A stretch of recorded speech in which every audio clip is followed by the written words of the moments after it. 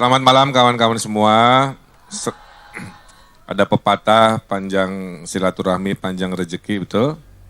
Mudah-mudahan dengan silaturahmi bisa memanjangkan rezeki kita dengan inspirasi dan cerita-cerita.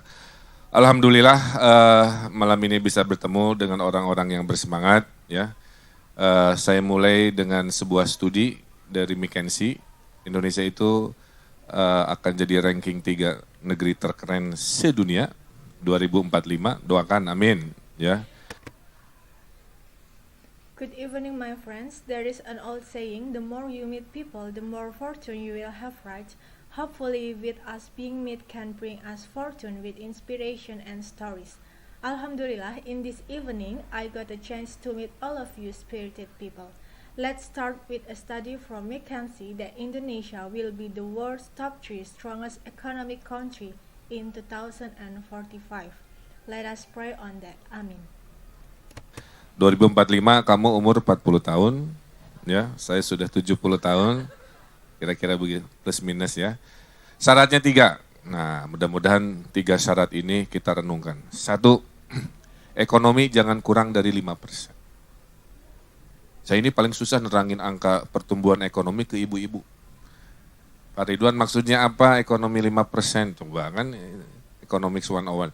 Bu, saya bilang, ekonomi 5% itu kalau ibu ke mall seminggu 2 kali. Saya bilang gitu. Ganti HP setahun sekali. Ke Bali setahun 2 kali. Umroh 2 tahun sekali. Nah itu 5%. Oh, ngerti. Jadi kita akan menjadi negeri terhebat. Ketiga, 1, ekonomi jangan turun ya. Kayak sekarang nih 5%.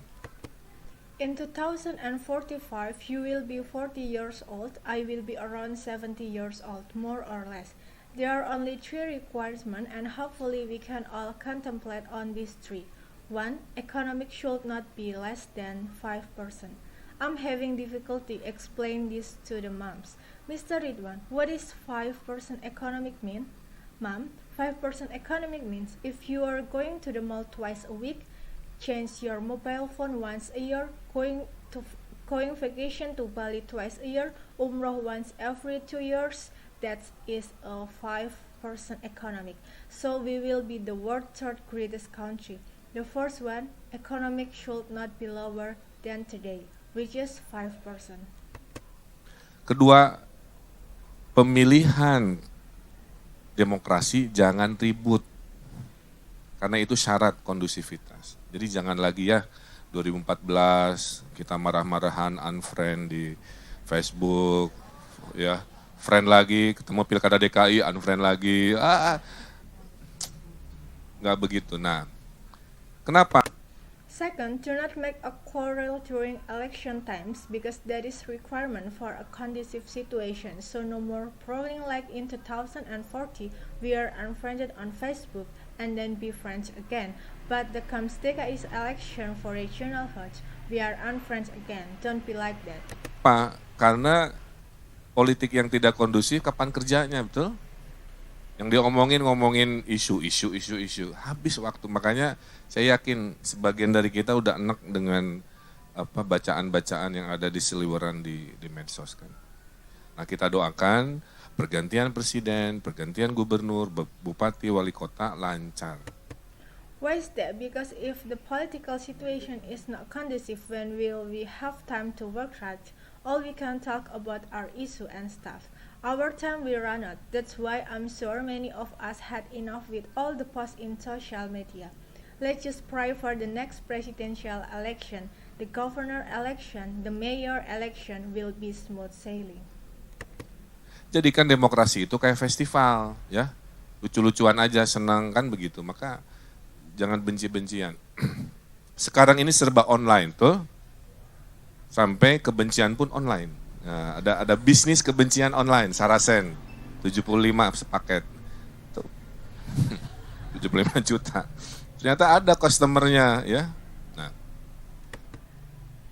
Let's make a democracy similar to festival, just make it fun and exciting, and let's avoid hatred. Everything in online this day, right? Even hatred is online. There is an online hatred business.